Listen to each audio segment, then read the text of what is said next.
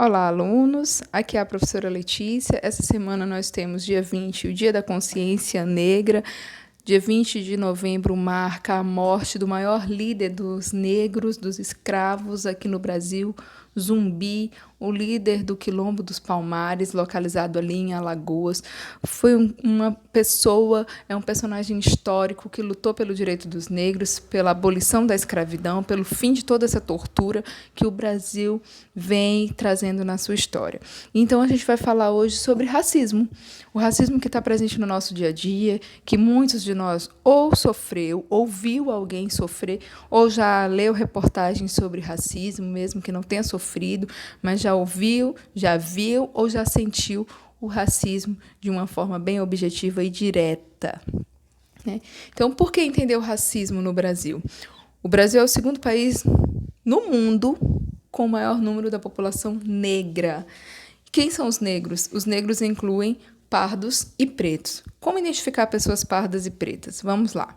Aqui a gente tem duas fotos de duas mulheres negras. Uma sou eu, que sou considerada parda pelo IBGE, que é o Instituto Brasileiro de Geografia e Estatística, e na outra nós temos a Lupita Nyong, que foi a personagem do Pantera Negra, e ela é preta. Então, para vocês identificarem, nós duas estamos nesse grupo maior de pessoas que formam a etnia, né, negra, mas eu sou considerada parda e ela uma preta retinta.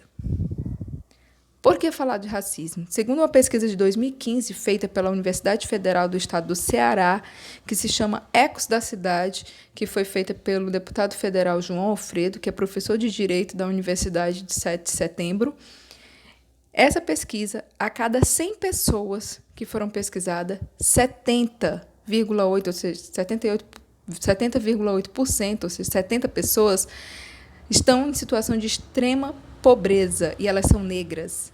Apenas 8% dos jovens de 18 a 24 anos têm acesso à universidade, são negros. Apenas 3% dos eleitos em 2014 se declararam negros.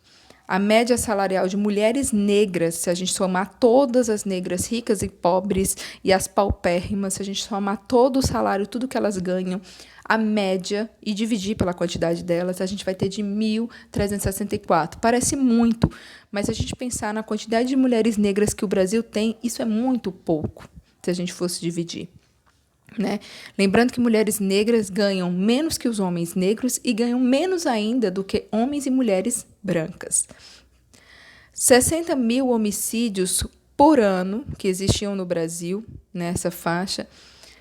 A população branca, que era de 19.846, caiu, diminuiu os homicídios entre as pessoas brancas, foi para 14.928, enquanto das negras, que era 29.656, pulou, gente, quase triplicou, aliás, quase duplicou, né, o número, foi para 41 mil, né, e 127 homicídios, ou seja, a gente vê um salto muito grande de homicídio de pessoas negras.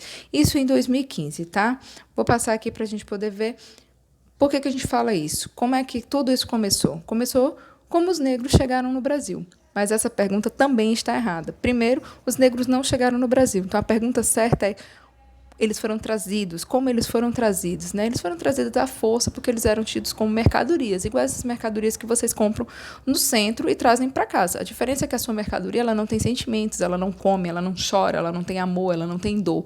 O negro tinha porque ele é uma pessoa como eu, como você, cheia de sentimentos, desejos, vontades e saudade, principalmente saudade dos seus entes que ficaram. Imagine você ser tirado dos seus pais e ser arrastado por pessoas estranhas, ser maltratado, acorrentado, açoitado, né? Sofrer todos os tipos de abuso, simplesmente porque você é negro e porque as pessoas acham que tem o direito de fazer isso com você, ou porque você é pobre, ou porque você é criança, é um absurdo, né? Mas isso aconteceu na nossa história. Então, como é que eles foram trazidos para cá? Eles eram trazidos em embarcações, que se chamavam navios negreiros. Essas embarcações elas tinham condições subhumanas.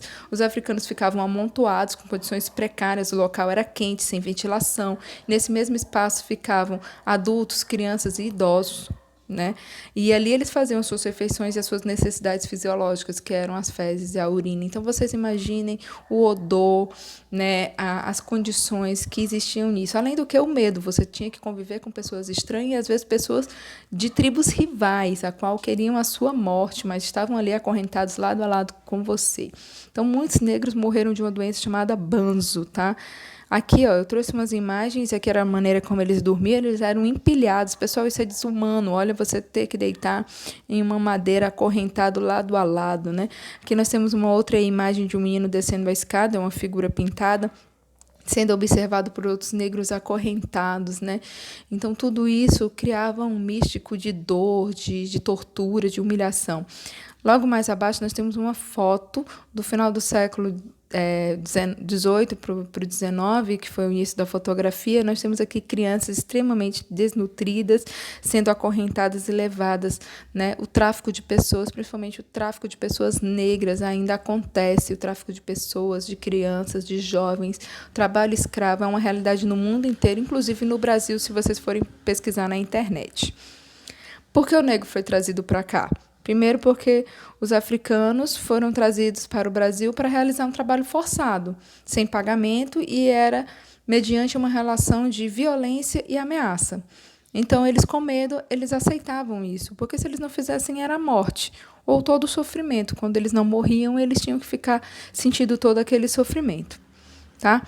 As condições da escravidão eram desumanas, como eu já falei, alimentação precária, vestiam trapos, trabalhavam em excesso, trabalhavam mais de 12, 13, chegavam a 18 horas por dia. Imagine você, o dia tem 24 horas, você trabalhar 18.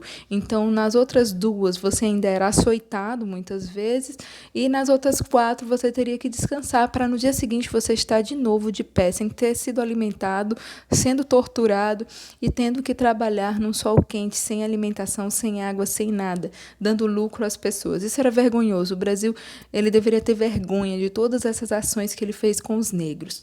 Então, é importante a gente falar de racismo. O racismo existe e ele está claramente na nossa história e ele permanece. Tá? Então, eles foram trazidos para trabalhar na lavoura, para trabalhar na mineração, no trabalho doméstico. Eles eram alojados em galpões, que foram chamados de senzalas, locais que não tinham também higiene, onde eles tinham que dormir em pé, acorrentados. E por que eles ficavam acorrentados? Para evitar fugas, né? Eles não tinham direitos, então tinha esse negócio de reivindicar meus direitos. Você não me alimentou hoje, eu não vou trabalhar. Não, era uma surra, era um murro na cara, era um açoite, né? E ainda, às vezes, os senhores brancos diziam que, para curar as feridas do negro, eles jogavam sal. Imagine sua pele toda sangrando profundamente e ainda alguém jogar sal e dizer que é para o seu bem, que é para você cicatrizar, para você se curar. É torturante. Só da gente pensar, imagina da gente viver. Então, o regime de escravidão no Brasil foi marcado por uma rotina de trabalho pesado, de violência, onde os escravos sofriam punições públicas. Todo mundo via. E era frequente. Todos os dias tinha aquela rotina de apanhar. Imagine todos os dias você apanhar por algo que você nem fez. Se você apanhar pelo que fez já é ruim, já é péssimo, imagina apanhar por aquilo que você nem fez ou nem sabe, ou você nem está entendendo, porque muitos negros que vieram para cá não falavam português, eles não falavam o dialeto, eles falavam o dialeto deles, então era muito difícil deles entenderem. Quais eram as formas de tratamento para esses maus tratos? Era o tronco, pegar um tronco de madeira, amarrar e açoitar, o açoite, as humilhações, ganchos amarrados no pescoço, correntes presas no chão, era bastante comum, tá? Vivendo em condições precárias, a média de vida de um escravo adulto era de 10 anos, então se ele chegava ao Brasil com 20, diante de todas essas condições que ele era colocado para o trabalho que ele vivia, ele acabava aguentando apenas mais 10 anos de vida, ou seja, chegar aos 30 anos. Né? Os escravos eram proibidos de praticar sua religião por causa de preconceito ou qualquer manifestação cultural que eles tinham na África. Você tem que esquecer tudo que você lembra, histórias da sua família, cantigas, músicas, porque a outra pessoa não suporta que você pratique aquilo, porque ela não quer que você faça aquilo. Então, era uma tortura psicológica também. Além disso, eles foram forçados a seguir a religião católica. Como eu já falei, o catolicismo ele fortificou essa ideia da escravidão, porque dizia que o negro não tinha alma, que o negro pertencia ao diabo e outras coisas, e isso justificava que o negro fosse escravo. Tá? Então, a escravidão no Brasil ela impôs várias formas de humilhação e de violência, ocasionando morte e sofrimento a milhares de pessoas. Aqui nessa imagem vocês podem ver um negro em pé, vestido todo de branco, com um pau. Ele era o capataz, ele era aquele negro que se sobressaía, ou seja, que virava negro de confiança e que era usado para açoitar os outros negros. Tá? A gente pode dizer que existia preconceito entre eles? Não, porque eles não entendiam ainda essa ideia de preconceito. O que havia era rivalidade. Então, o negro de uma outra tribo, quando ele percebia que ele poderia ganhar a confiança do patrão para não apanhar e tudo, ele aceitava ser capataz, ele aceitava bater nos outros negros, principalmente se fossem de tribos rivais, que ele já tinha raiva lá desde o caminho da África para o Brasil. A gente tem aqui um outro questão parecido com um pirata açoitando um negro que já está em condições péssimas, ele já está amarrado, né? Já não tem condições nem de reagir a uma covardia. E aqui nós temos uma clara situação em que uma adolescente negra, né, ela serve aí de cavalo para uma criança branca. É uma humilhação psicológica também, que era como se o negro não fosse gente, ele era um animal e que o branco poderia usar ele como ele bem entendesse, principalmente as crianças. Formas de resistência a essa escravidão. Os negros eles usavam a resistência, né, como uma resposta a tudo isso, a toda essa história desses 300 anos. Aí, então, a gente vai ter as fugas, a gente vai ter as revoltas, que eram as lutas armadas, o enfrentamento com os brancos. Nós vamos ter os quilombos, que eram comunidades onde eles iam viver coletivamente, onde eles tinham uma vida, onde poderiam praticar sua religião e tudo. Nós temos a dança, a capoeira, que a princípio era uma luta, mas como eles não poderiam usar armas, porque senão os brancos poderiam açoitá-los ou proibir, o que eles fizeram? Misturaram a luta com uma dança e colocaram alguns instrumentos musicais e a religião, já que eles não podiam praticar o candomblé, que é a religião africana, né? Eles acabaram misturando o candomblé com o catolicismo e a gente tem o chamado sincretismo religioso. Por exemplo, na Bahia existe a lavagem das escadarias do Senhor do Bonfim. Senhor do Bonfim é Jesus na Igreja Católica e as baianas, que são do candomblé, que praticam a religião africana, chamam ele de Oxum ou de Senhor do Bonfim também e lavam a escadaria. Nós temos Iemanjá para o candomblé, que é a rainha das águas, mas para o catolicismo nós temos o Círio de Nazaré, que é a Nossa Senhora da Conceição, rainha das águas também, que acontece lá no Pará, o Círio de Nazaré. Ambos, dos dois casos, é a mesma figura, só que as religiões deram um nome diferente. Precisamos também entender que macumba é um instrumento musical, então acabar com esse preconceito de achar que macumba é a religião. Não, macumba não é a religião, macumba é um instrumento musical dos africanos. Ele parece um reco-reco, ele é um pedaço de madeira com algumas riscas, onde você pega um pedaço de pau, um palitinho mais ou menos, e faz um barulho, né? E ele serve também na religião. O candomblé é uma religião que veio da África, com os deuses africanos, que acabou se misturando um pouco, e aqui no Brasil foi criado um Umbanda, que é uma mistura do candomblé com o catolicismo e o espiritismo, tá? Então, o Umbanda é uma religião brasileira que mistura 3 outras religiões. O candomblé é uma religião extremamente africana e o catolicismo é uma religião europeia. Ambos, as duas últimas, nós já vimos também nas aulas de história, tá? Aqui eu trouxe umas fotos para vocês verem. Na primeira aqui a gente tem um negro brigando com um branco, revolta direta. Depois nós temos aqui a dança misturada com alguns instrumentos. E nas últimas fotos nós temos aqui o quilombo. Foi retratado aqui uma questão de um castelo medieval, mas é porque lembrava um pouco as resistências da medieval. Então a gente precisa lembrar de alguma coisa. Vidas negras importam, né?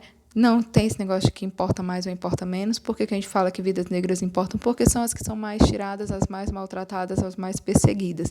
A gente sabe isso nas abordagens militares, a gente vê isso no tratamento quando você vai a um shopping, a gente vê isso numa compra, né? Ou então num simples olhar de alguém no meio da rua. Se você coloca uma pessoa negra e você coloca uma pessoa branca, sempre vão desconfiar da pessoa negra.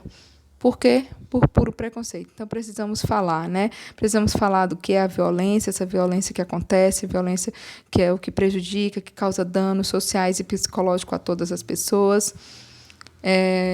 Vou mostrar aqui o que a gente pode fazer, né, para mudar isso. O que a gente pode fazer? Vou mostrar aqui. A gente pode dar visibilidade à situação da vulnerabilidade, ou seja, mostrar que os jovens, que principalmente a juventude negra está sendo massacrada, principalmente os mais pobres, ampliar os espaços de reflexões sobre a violência, né, principalmente essa violência que mata. Quantos de nós não já ouvimos jovens que saíram para a escola e recebem um tiro?